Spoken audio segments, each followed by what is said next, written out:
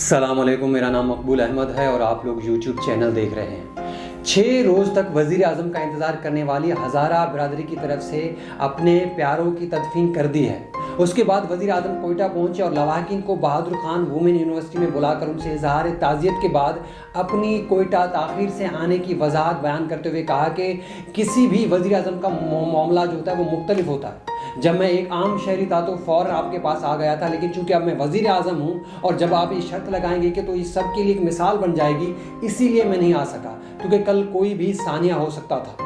وزیر اعظم کی وضاحت اپنی جگہ، مگر ایک لمحے کو یہ سوچئے کہ جس ماں کا لگتے جگر خون میں تر ہو، جن 6 بہنوں کا اکلوتا بھائی موت کی وادی میں اتر چکا ہو، جس باپ کا آخری سہارا تابوت میں پڑا ہو، جس کا سہاگ اجڑ چکا ہو اور جس معصوم بچی کے سر سے اس کے باپ کا سایہ چھین لیا گیا ہو، اور جن کا آخری سہارا ریاست ہو اور وہ ریاست کے سربراہ سے ہمدردی کے 2 بول سننا چاہتے ہوں، وہ حاکم وقت کو اپنے اوپر ہونے والی ظلم و بربریت کی داستان سنا کر انصاف کی یقین دہانی کے 2 بول سننا چاہتے ہوں اور انہیں کہہ دیا جائے کہ آپ مجھے بلیک میل نہیں کر سکتے، یہ اس ماں، اس بہن، اس بیٹی اور اس باپ کے لیے کتنا کربناک لمحہ ہوگا جسے صرف محسوس کیا جا سکتا ہے، لفظوں میں بیان نہیں کیا جا سکتا۔ اس کی اذیت اور درد کو صرف وہی محسوس کر سکتا ہے جو اس درد سے دوچار ہوا ہو۔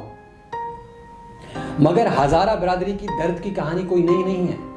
جب سے اس ملک میں دہشت گردی کے خلاف جنگ شروع ہوئی ہے، ہزارہ برادری کے ہزاروں لوگوں کو خون میں نہلا دیا گیا ہے۔ 2001 سے لے کر 2021 تک ان 20 سالوں میں 80 سے زائد مرتبہ ہزارہ برادری کو ٹارگٹ کر کے دہشت گردی کا نشانہ بنایا گیا، جن میں سے 1600 سے زائد معصوم ہزارہ شہید ہو چکے ہیں اور متعدد بار ہزارہ اسی طرح اپنے پیاروں کی لاشیں سڑکوں پر رکھ کر احتجاج کرتے رہے، کئی روز تک حکمرانوں اور ریاستی اداروں کا ضمیر جوڑنے کی کوشش کرتے رہے، اپنے تحفظ کی ضمانتیں مانگتے رہے، اپنے جینے کا حق مانگتے رہے، مگر ہر بار ایک نئی تسلی دی جاتی، ہر بار ایک نیا معاہدہ ہوتا اور ہر چند سال بعد ان پر ایک نئی قیامت برپا ہو جاتی۔ اس میں کوئی شک نہیں ہے کہ پاکستانی قوم نے دہشت گردی کے خلاف ایک طویل جنگ لڑی ہے، جس میں ہر مکتب فکر، ہر طبقہ زندگی اور ہر ادارے نے بے بہا قربانیاں دی ہیں۔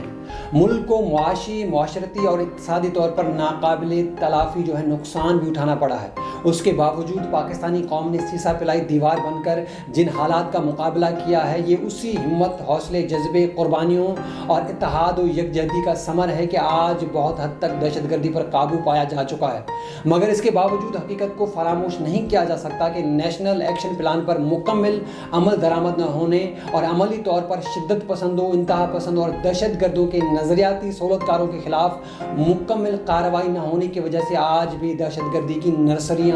پروان چڑھ رہی ہیں اور ہر چند ماہ بعد دہشت گردی کا کوئی نہ کوئی افسوسناک سانحہ رونما ہو جاتا ہے، جس کا بنیادی مقصد وطن عزیز میں فسادات پیدا کرنا ہوتا ہے۔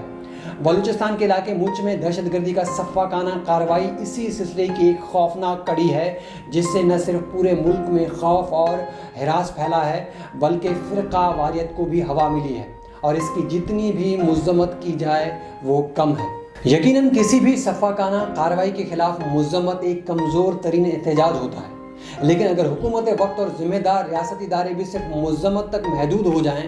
تو پھر عام لوگوں میں احساس تحفظ دم توڑ جاتا ہے، اور یہی کچھ سال سے ہزارہ برادری کے ساتھ ہو رہا ہے۔ ہر سانحے کے بعد ایک نیا سانحہ جنم لیتا ہے، مگر مستقل بنیادوں پر ان کے تحفظ کو